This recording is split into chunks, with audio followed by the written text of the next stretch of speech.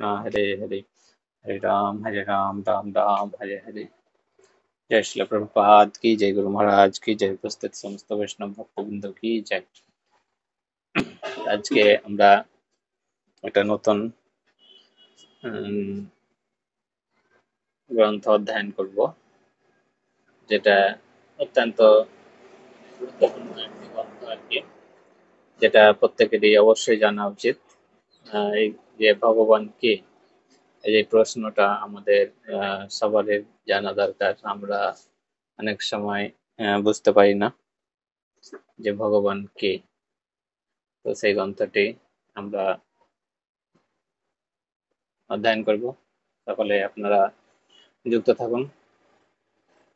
এই যে গ্রন্থটি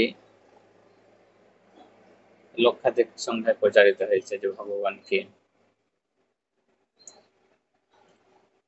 গ্রন্থটি লিপিবদ্ধ করেছে আমাদের ইসকন এর অত্যন্ত প্রিয় পূজনীয়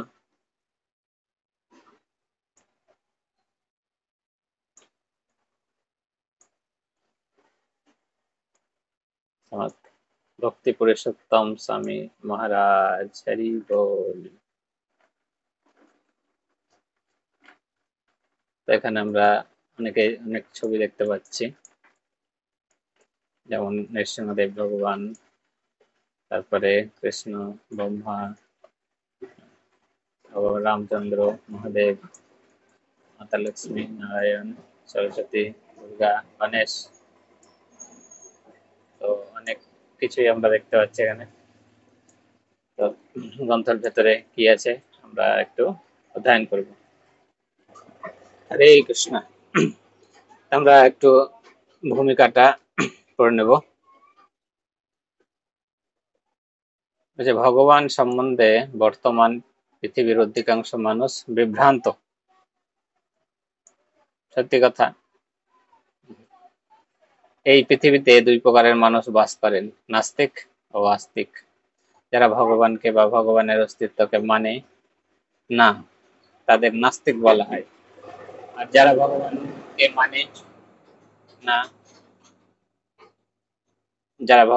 মানে না, তাদের অসুরও বলা হয়। এরা সব মূর্খ ও অভাগা। এখানে অত্যন্ত সুন্দর একটি গীতার শ্লোক রয়েছে। অবজানন্তি মাং মূঢ়া মানসিম তনুমাশ্রিতম পরম ভাবম অজানন্তম মম ভূত মহেশ্বরম। বলছে, আমি যখন মনুষ্যরূপে অবতীর্ণ হই, তখন মূর্খরা আমাকে অবজ্ঞা করে।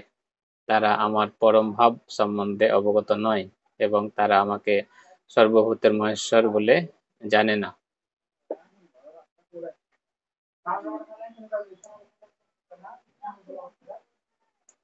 মূর্খরা আমাকে জানতে পারে না। অনেক সময় দেখা যায় কিছু মানুষ গর্বে বলে, আমি ভগবান টগবান মানি না। তারা মানবেনই বা কি করে? তারা তো মূর্খ। তাদের ভগবানকে জানার বা মানার বুদ্ধিমত্তার অভাব। ভগবান বলছেন, 4 প্রকারের মানুষ আমার শরণাগত হয় না। কোথায় রয়েছে? গীতার 7-এর 15 নম্বর শ্লোকে। নমম দুষ্কৃতি ন মূঢ়া প্রপদ্যন্তে নরাধমা মায়ায়া অপহৃত জ্ঞানা আসুরম ভাবমশ্রিতা। বলছে, যারা মূঢ়, নরাধম, মায়ার দ্বারা যাদের জ্ঞান অপহৃত হয়েছে এবং যারা আসুরিক ভাবাপন্ন, সেই সমস্ত দুষ্কৃতকারীরা কখনো আমার শরণাগত হয় না। অত্যন্ত সুন্দর সেই শ্লোকটি। ভগবান নিজেকে সবার কাছে প্রকাশ করে না, তিনি নিজেকে যোগমায়ার দ্বারা আবৃত করে রাখেন।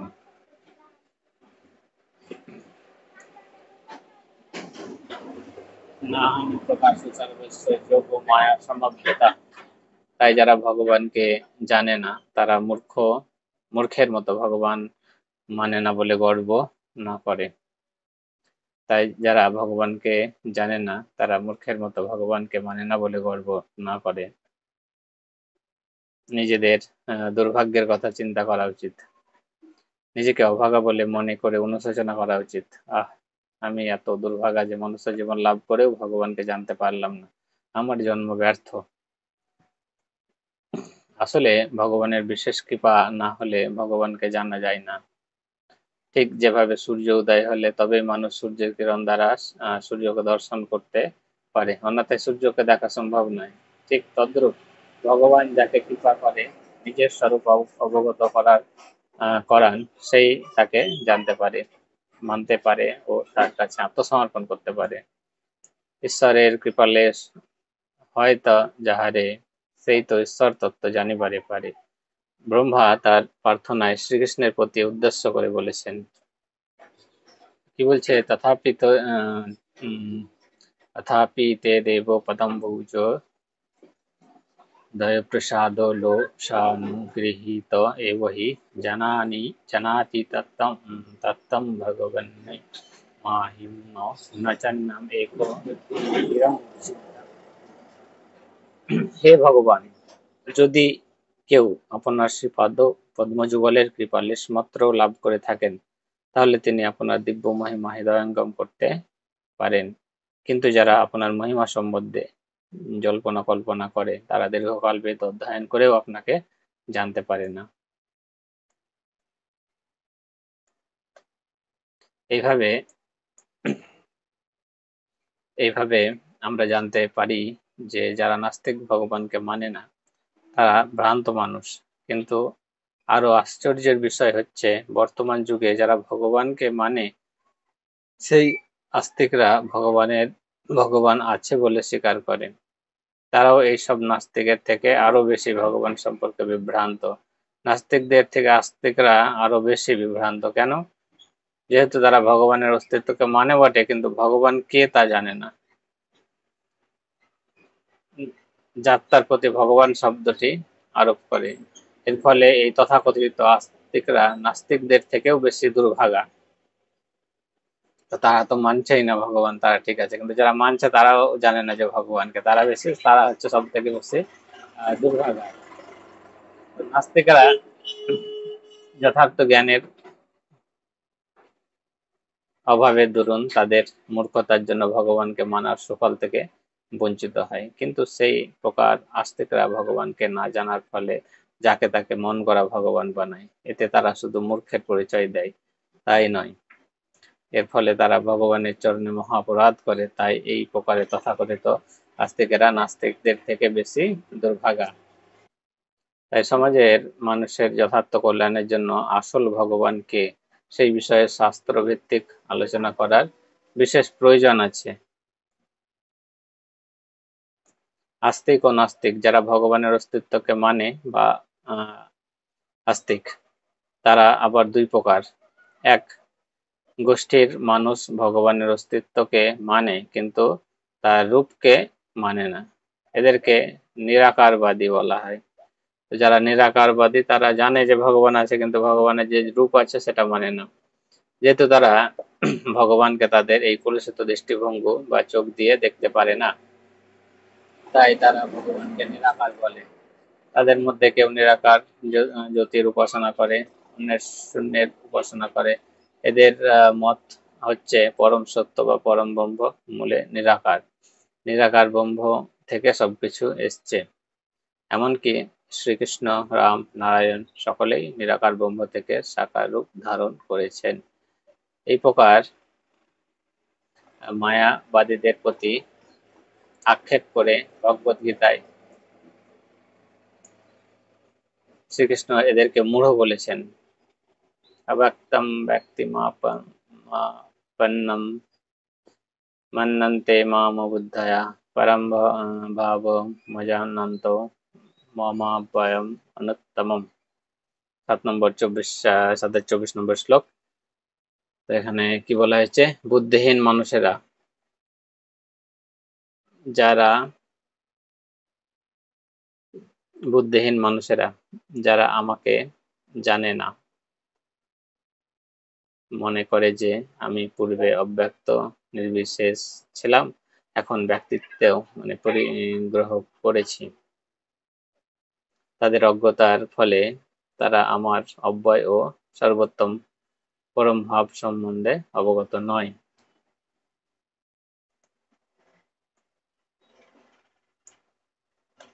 এই নিরাকারবাদী বা অব্যক্তবাদীদের সাধনা দুঃখময় ও গতিও দুঃখময়।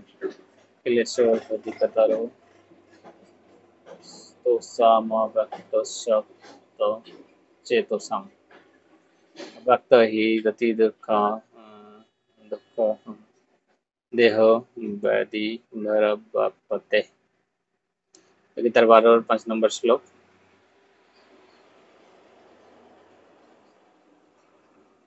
যাদের মন ভগবানের অব্যক্ত নির্বিশেষ রূপের প্রতি আসক্ত তাদের ক্লেশ অধিক। বলছে যাদের মন ভগবানের অব্যক্ত নির্বিশেষ রূপের প্রতি আসক্ত তাদের ক্লেশ অধিকতর।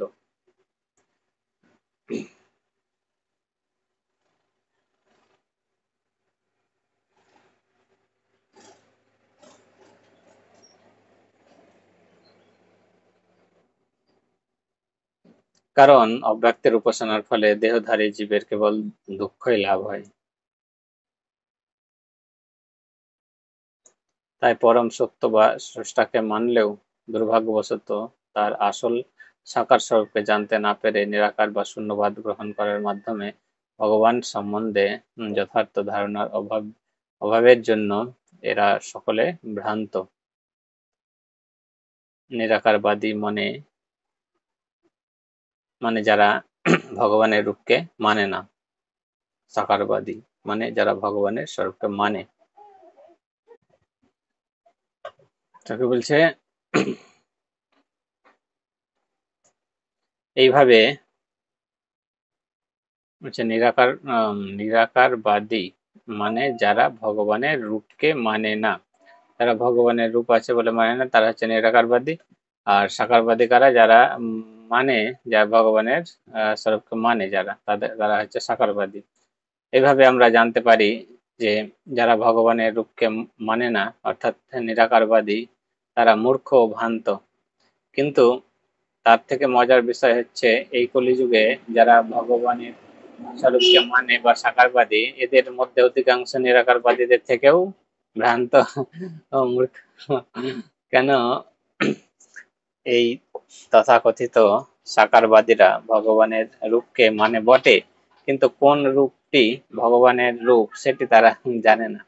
যে কোনো একটি চমৎকার সিদ্ধি প্রদর্শনকারী বদ্ধ ব্যক্তিকে ভগবান বলে, স্বর্গের দেবদেবীদের ভগবান বলে পূজা করে। আবার কেউ কেউ প্রতিটি মানুষ ভগবান বলে মত প্রকাশ করে। এই সমস্ত সাকারবাদীরা নিশ্চিত রূপে নিরাকারবাদীদের থেকে আরো বেশি মূর্খ, অভাগা, পাষণ্ডী ও ভগবানের চরণে অপরাধী। যেহেতু এরা আসল ভগবানকে প্রত্যাখ্যান করে নকল ভগবানের উপাসনায় ব্যস্ত, তাই এরা প্রকৃতপক্ষে নিজেকেও ও সমাজের মানুষকে প্রতারণা করছে। এই পরিপ্রেক্ষিতে যথার্থ ভগবান কে সেই সম্পর্কে আলোচনার বিশেষ প্রয়োজন। এই পুস্তিকাটি আলোচ্য বিষয়বস্তুতে তারই প্রয়াস করা হয়েছে। তো অত্যন্ত সুন্দর এই যে আমাদের এই গ্রন্থটি। তো এটাতে আপনারা যুক্ত থাকুন, তাহলে বুঝতে পারবেন যে আসলে ভগবানটা কে। তো ভগবান সম্বন্ধে জানার ভিত্তি। সর্বপ্রথমে ভগবান কে এটি জানার পূর্বে জানার প্রচেষ্টা করার পূর্বে আমাদেরকে জানতে হবে ভগবান সম্পর্কে আমরা কোথা থেকে জানতে পারবো। ঠিক যেভাবে আমেরিকা পৃথিবীর কোথায়, চীন পৃথিবীর কোথায় অবস্থিত এই সম্পর্কে জানতে হলে ভূগোল বই পড়তে হয়। শরীরের কিছু রোগ নিবারণ করতে হলে ও চিকিৎসা সম্বন্ধে জানতে হলে মেডিকেল সায়েন্স বই পড়তে হয়। বাড়ি বানাতে হলে ইঞ্জিনিয়ারিং বই পড়তে হয়। ঠিক সেইভাবে ভগবান সম্পর্কে জানতে হলে আমাদেরকে বেদ শাস্ত্রের মাধ্যমে জানতে হবে। একটি বিশেষ জ্ঞান লাভের জন্য বিশেষ পন্থা রয়েছে। তদ্রূপ ভগবানকে জানতে হলে বেদ শাস্ত্রের ভিত্তিতেই জানতে হবে, তা না হলে সমাজে বিশৃঙ্খলার সৃষ্টি হয়। ভক্তিরসামৃত সিন্ধু গ্রন্থে শ্রী রূপ গোস্বামী বলেছেন, শ্রুতি স্মৃতি পুরাণাদি পঞ্চরাত্র বিধিং বিনা ঐকান্তিকী হরের ভক্তির উৎপাতই কল্পতে। তো কেউ যদি শ্রুতি স্মৃতি পুরাণ সমূহ নারদ পঞ্চরাত্র আদি প্রামাণিক বৈদিক শাস্ত্রকে অবহেলা করে ঐকান্তিক নিষ্ঠা সহকারে ভগবানের ভজনা করে, তাহলে এই প্রকারের হরিভজন জগতে বিশৃঙ্খলা সৃষ্টি করে। সেই জন্য আমাদের এই গ্রন্থে আমরা শাস্ত্র ভিত্তিতে পূর্বতন আচার্যগণ যেভাবে বর্ণনা করেছেন সেই অনুসারে আলোচনা করব। শাস্ত্র ভিত্তিতে পূর্ব আচার্যদের বর্ণনা অনুসারে ভগবান সম্পর্কে ধারণা লাভ করার জন্য চেষ্টা করব। পরবর্তী হচ্ছে ভগবানের সঙ্গে। ভগবানকে জানার পূর্বে সর্বপ্রথমে আমাদের জানার প্রয়োজন ভগবান শব্দটির অর্থ কি। এই জগতে অনেক মানুষ তাদের নিজ নিজ রুচি ও উপলব্ধি অনুসারে ভগবানের উপাসনা করে, কিন্তু আমরা যদি জিজ্ঞেস করি যে ভগবান শব্দটির অর্থ কি, অবশ্যই আমরা দেখতে পাবো বহু মানুষই ভগবান শব্দটির অর্থ বলতে পারবে না। কিন্তু আমাদের অজ্ঞতা দূর করার জন্য শ্রীল পরাশর মুনি এই ভগবান শব্দটির সঙ্গে বর্ণনা করেছেন। ভগ অর্থাৎ অর্থ ঐশ্বর্য ও বান অর্থ হচ্ছে অধিকারী, যার আছে। ঠিক যেভাবে যার সুন্দর রূপ আছে তাকে তাকে বলি রূপবান, যার ধন আছে তাকে বলি ধনবান, যার শক্তি আছে তাকে বলি শক্তিমান। ঠিক তদ্রূপ যিনি ভগ অর্থাৎ ঐশ্বর্যের অধিকারী তাকে বলে ভগবান। শ্রী পরাশর মুনি ভগবানের শব্দের সংজ্ঞা নির্ণয় করতে গিয়ে বলেছেন, ঐশ্বর্যস্য সমগ্রস্য বীর্যস্য যশস্য শ্রিয় জ্ঞান বৈরাগ্য শৈব সন্ন্যম ভগ ইতিঙ্গনা। যার মধ্যে এই ছটি গুণ পূর্ণ মাত্রায় বর্তমান তিনি হচ্ছে ভগবান। কি কি ছটি গুণ?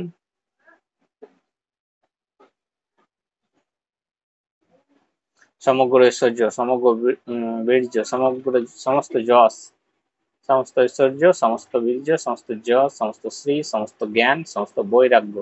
এই জগতে কেউ বড় ধনী হতে পারে, কিন্তু কেউ দাবি করতে পারে না আমি সমস্ত ধনের মালিক। এই জগতে কেউ বড় জ্ঞানী হতে পারে, কিন্তু সে দাবি করতে পারে না যে আমি সমস্ত জ্ঞানের অধিকারী। কিন্তু ভগবান সমস্ত ধন, সমস্ত জ্ঞান, সমস্ত সৌন্দর্য, সমস্ত যশ, সমস্ত শক্তির অধিকারী, তাই তাকে বলা হয় ভগবান। পরম ব্রহ্ম ভগবান সম্পর্কে বেদান্ত সূত্রে প্রথম শ্লোকে বলা হয়েছে অথাতো ব্রহ্ম জিজ্ঞাসা।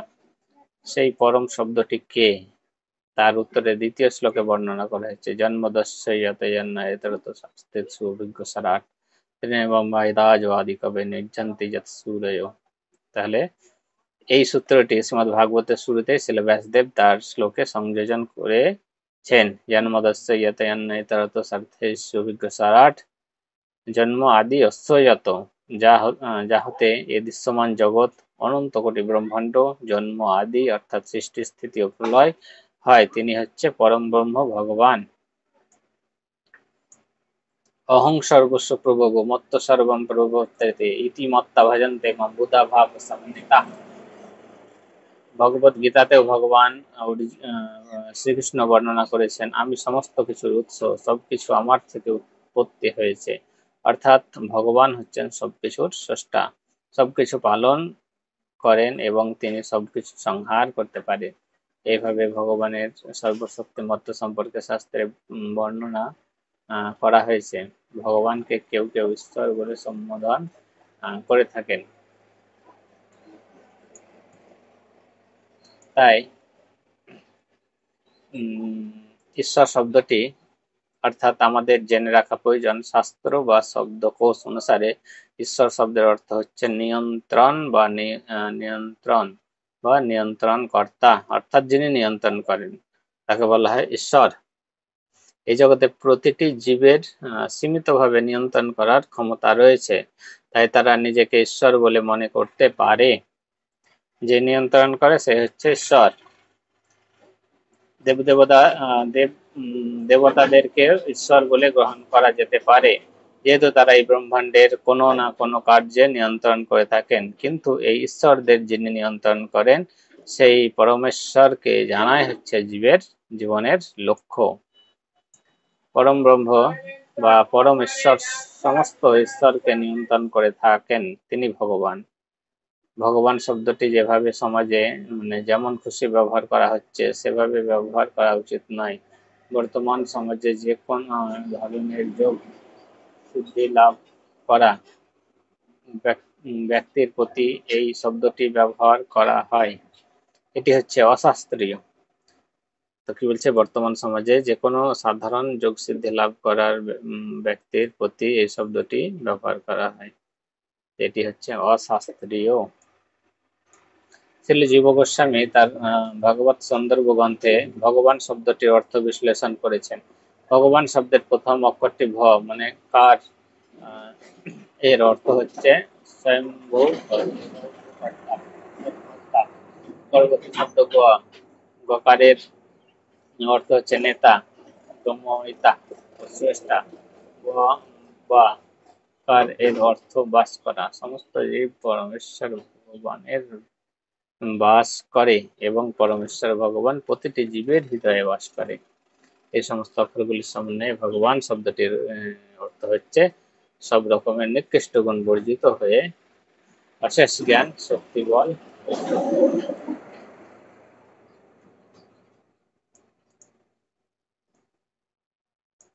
বীর্য ও প্রতিপত্তি তার মধ্যে নিত্য বিরাজমান। এই অচিন্ত শক্তি ব্যতীত পূর্ণরূপে ধারণ বা পালন করা যায় না। তো ভগবান সাকার না নিরাকার?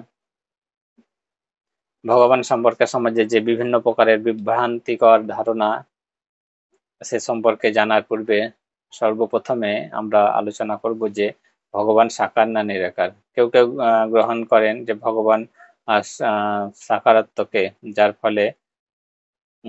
ফলে তারা ভগবানের বিভিন্ন রূপের আরাধনা করেন। আবার অন্যরা মনে করে পরম ব্রহ্মের কোনো রূপ নেই, পরম ব্রহ্ম মূলত নিরাকার। যারা নিরাকার ব্রহ্মের উপাসনা করে থাকেন তারা পরম ব্রহ্মের সাকারাত্মকে মানে না। যারা সাকার উপাসনা করেন তারা হয়তো পরম ব্রহ্মের নিরাকারত্ব গ্রহণ করেন না। কিন্তু আচার্যরা শাস্ত্রভিত্তিক পরম ব্রহ্মের স্বরূপ সম্পর্কে এই দুই প্রকার ধারণা সমন্বয় করেছেন। পরম ব্রহ্মের দুই প্রকার স্বরূপ রয়েছে, সাকার স্বরূপ ও নিরাকার স্বরূপ। ভগবতে পরম ব্রহ্মের তিন প্রকার উপলব্ধির কথা দর্শন করা হয়েছে। ব্রহ্ম পরমাত্মা ভগবান, ব্রহ্মেতি পরমাত্মেতি ভগবানেতি।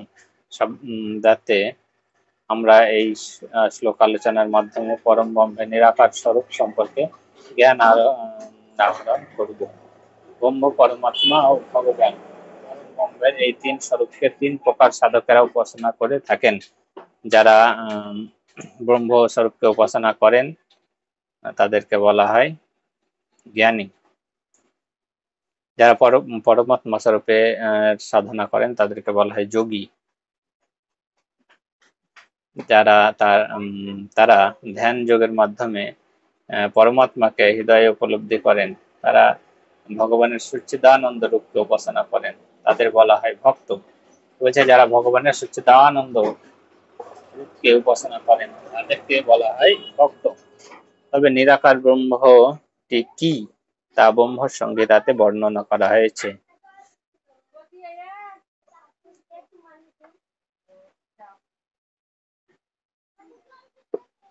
যস্য প্রভবত জগদ্দণ্ড কোটি কোটি শেষো বসুধাদিবিভূতি ভিন্নম তদ্ব্রহ্ম নিষ্কলমন্ত শেষ ভূতম গোবিন্দমাদি পুরুষম তমহম ভজামি। যস্য প্রভবত জগদ্দণ্ড কোটি, সেই পরম ব্রহ্ম গোবিন্দ যার অঙ্গকান্তি বা অঙ্গ জ্যোতি দ্বারা সমস্ত চিৎ আকাশ উদ্ভাসিত হচ্ছে, তদ ব্রহ্মকে বলা হচ্ছে ব্রহ্মজ্যোতি।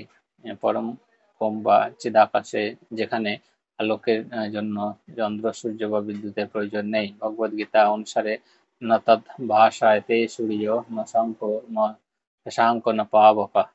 সেই চিদাকাশ পরম ব্রহ্ম ভগবানের অঙ্গ নির্গত জ্যোতির দ্বারাই উদ্ভাসিত হচ্ছে। শাস্ত্রের বর্ণনা অনুসারে জ্ঞান যোগের উপাসকগণ পরম ব্রহ্মের এই ব্রহ্মজ্যোতির স্বরূপকে দর্শন করে থাকেন। যথার্থ ভক্তির অভাবের দরুন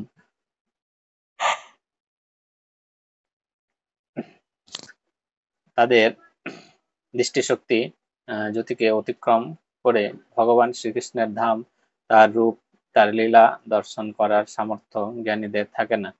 এই ব্রহ্মজ্যোতিও পরম ব্রহ্মের একটি রূপ। তাই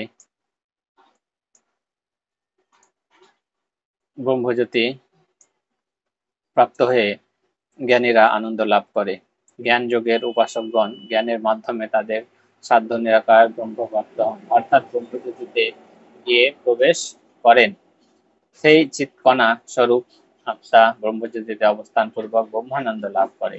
এই ব্রহ্মানন্দটি যদিও আত্মার আসল আনন্দ নয়, যেখানে অবস্থান পূর্বক এই জাগতিক দুঃখের অনুপস্থিতি রূপক একটি আনন্দ সেখানে উপলব্ধি করেন, তাকে বলা হয় ব্রহ্মানন্দ। এই আলোচনার মাধ্যমে আমরা এতটুকু বুঝতে পারি যে পরম ব্রহ্মের নিরাকার স্বরূপটি হচ্ছে অঙ্গ জ্যোতি।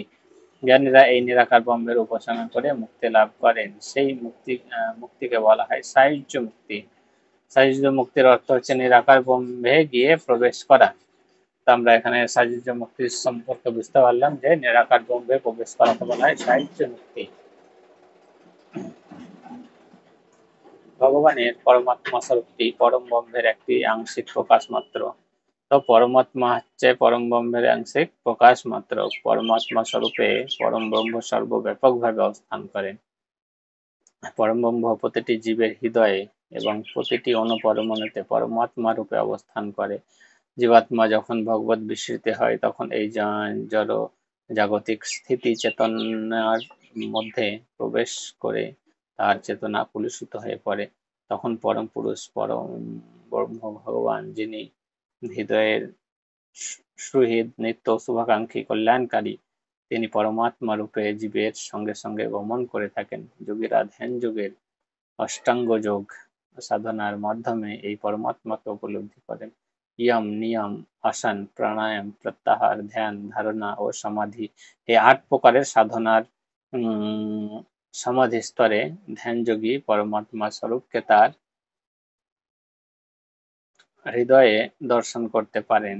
এটি হচ্ছে ভগবানের আরো একটি স্বরূপ। সর্বশেষ বিষয় হচ্ছে ভগবানের ভগবত্তা স্বরূপ। পরম আনন্দের পরম ব্রহ্মের ভগবান স্বরূপটি হচ্ছে সাকার স্বরূপ, অর্থাৎ তার রূপ আছে, কিন্তু বুঝতে হবে যে চিন্ময় রূপ আছে।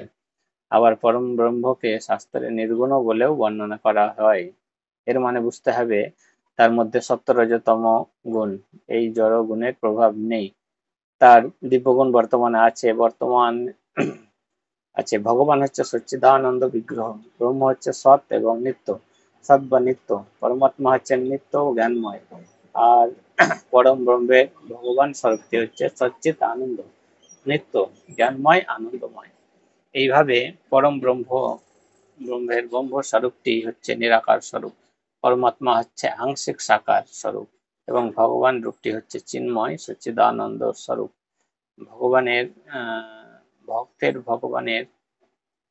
ভক্তরা ভগবানের এই রূপটির উপাসনা করে থাকেন।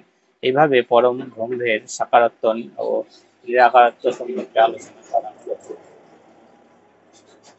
তবুও আমাদের আরো একটি সূক্ষ্ম আলোচনার বিষয় হচ্ছে যারা ভগবানকে উপাসনা করে, ভক্ত বা বৈষ্ণব, তাদের মতে ভগবানের নীতি দিব্য শরীরে বর্তমান। ভগবানের সাকার স্বরূপ থেকে নিরাকার জ্যোতি নির্গত হচ্ছে। জ্ঞানীদের মতো নিরাকার স্বরূপ হচ্ছে পরম ব্রহ্মের আদি স্বরূপ। এই নিরাকার স্বরূপ থেকে সাকার স্বরূপ প্রকাশ পাচ্ছে। পরম ব্রহ্ম আদিতে নিরাকার ভিন্ন ভিন্ন গ্রহের সংস্পর্শে এসে সাকারত্ব প্রকাশ। পরম ব্রহ্ম আদিতে নিরাকার ভিন্ন ভিন্ন গুণের সংস্পর্শে এসে সাকারত্ব প্রাপ্ত হচ্ছে, কিন্তু এই মতবাদটি বৈষ্ণব আচার্যদের গ্রহণীয় নয়। এই সম্বন্ধে ভগবদ গীতায় ভগবান শ্রীকৃষ্ণ বলেছেন, অব্যক্তম ব্যক্তিমাপন্নম মন্যন্তে মামবুদ্ধয়াঃ। নিরাকার থেকে আমি সাকারত্ব প্রাপ্ত হয়েছি বলে বুদ্ধিহীন ব্যক্তিরা এইভাবে মনে করে থাকেন। আবার যখন অর্জুন শ্রীকৃষ্ণের কাছে প্রশ্ন জিজ্ঞাসা করছেন যে ভক্তরা সাকার স্বরূপে আরাধনা করেন, আর যারা আপনার নিরাকার স্বরূপে উপাসনা করেন, এই দুজনের মধ্যে কে শ্রেষ্ঠ? তার তখন তার উত্তরে ভগবান শ্রীকৃষ্ণ কি বলেছেন, যে আমার প্রতি শ্রদ্ধাশীল হয়, আমাকে শ্রদ্ধা করে, সেই হচ্ছে শ্রেষ্ঠ। যারা নিরাকার স্বরূপে উপাসনা করে তারা অন্তিমে আমাকেই প্রাপ্ত হয়, কিন্তু সেটি হচ্ছে অত্যন্ত ক্লিষ্টকর বা কষ্টদায়ক। ক্লেশাধিকতর তো সমাবক্তম সপ্তচেতসম ভক্ত হি গতি দুঃখম দেহ বোধিরতে। তাই ভগবানের সাকার স্বরূপেই উপাসনা পরমেশ্বরের উপাসনার প্রকৃত উপায়। তো খুব সুন্দর এখানে বললেন যে ভগবানের সাকার স্বরূপের উপাসনাই পরমেশ্বরের উপাসনার প্রকৃত উপায়। এবার আমরা পরবর্তীতে জানবো দেবতা ও ভগবানের সঙ্গে পার্থক্য।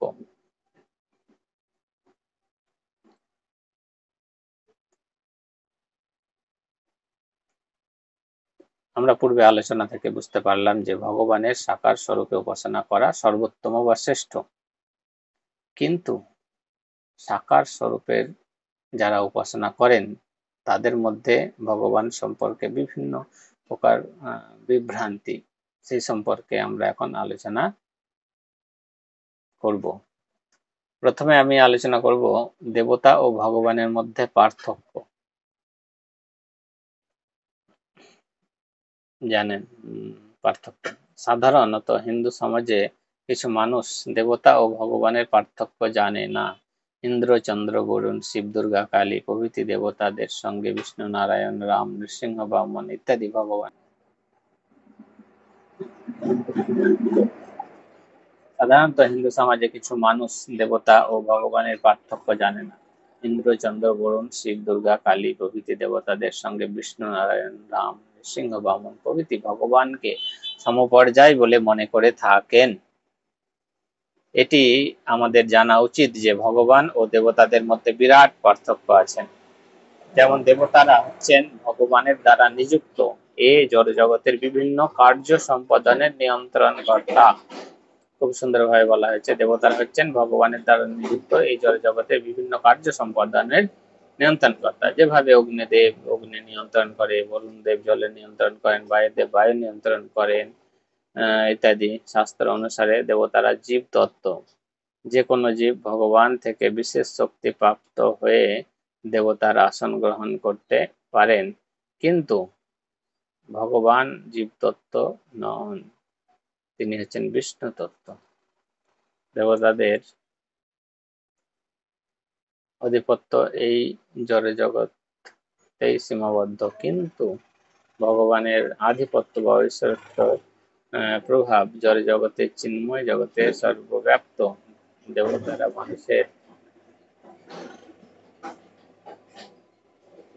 দেবতারা মানুষকে একমাত্র ভৌতিক সুখ স্বাচ্ছন্দ্য প্রদান করতে পারেন। দেবতারা মানুষকে কি দিতে পারে? ভৌতিক সুখ স্বাচ্ছন্দ্য, কিন্তু মুক্তি দিতে পারে না। মুক্তিদাতা তো একমাত্র মুকুন্দ। ভগবান জীবকে মুক্তি প্রদান করতে পারে।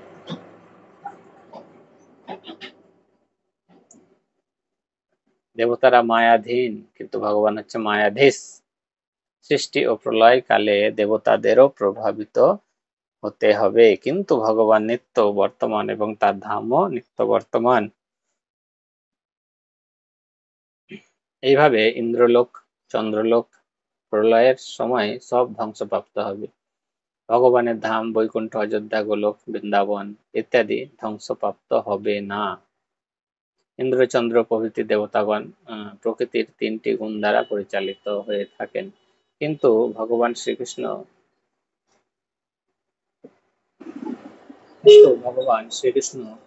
রাম, নারায়ণ প্রভৃতি গুণাতীত।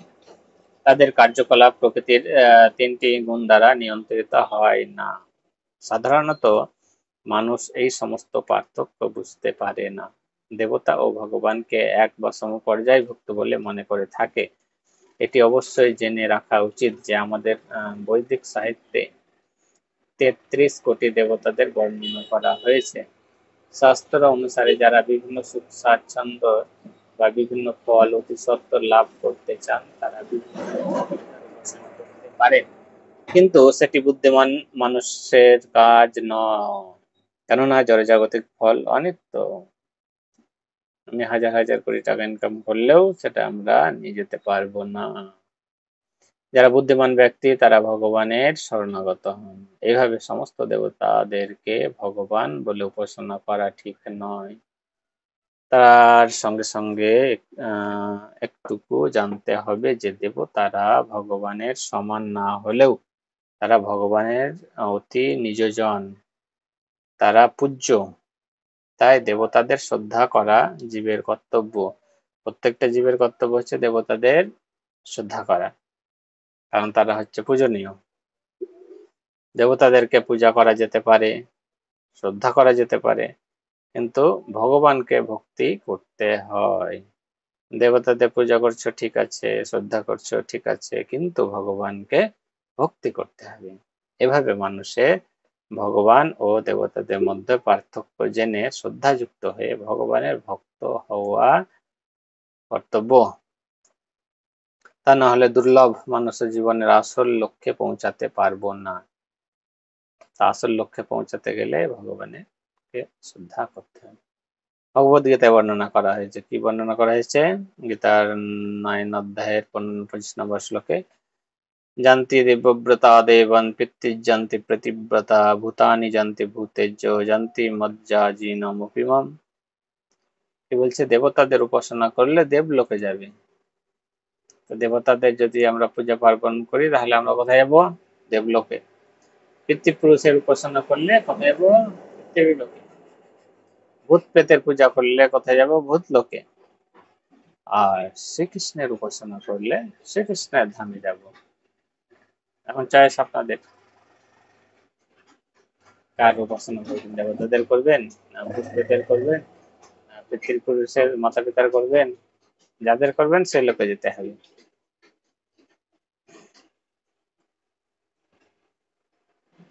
এটার মধ্যে পার্থক্য হলো দেবলোকে যাওয়ার পর শেষ ক্ষয় হলে আবার মর্ত্যলোকে ফিরে আসতে হবে। ভগবদ গীতায় বলা হয়েছে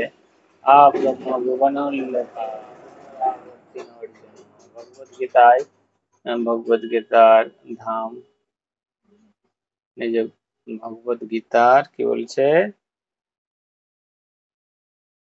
ভগবদ গীতায় কি বলা হয়েছে? আবম্ম ভুবন লোকা পুনরাবর্তিন অর্জুন ভগবত ধামে গিয়ে ভগবানকে প্রাপ্ত হলে আর এই জগতে ফিরে আসতে হবে না।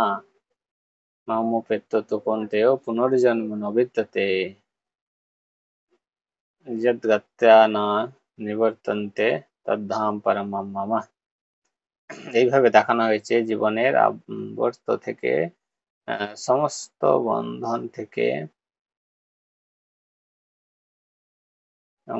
থেকে মুক্তি পেতে হলে জীবকে অবশ্যই ভগবান শ্রীকৃষ্ণের নিকট শরণাগত হয়ে একান্ত শরণাগত হওয়া একান্ত প্রয়োজন।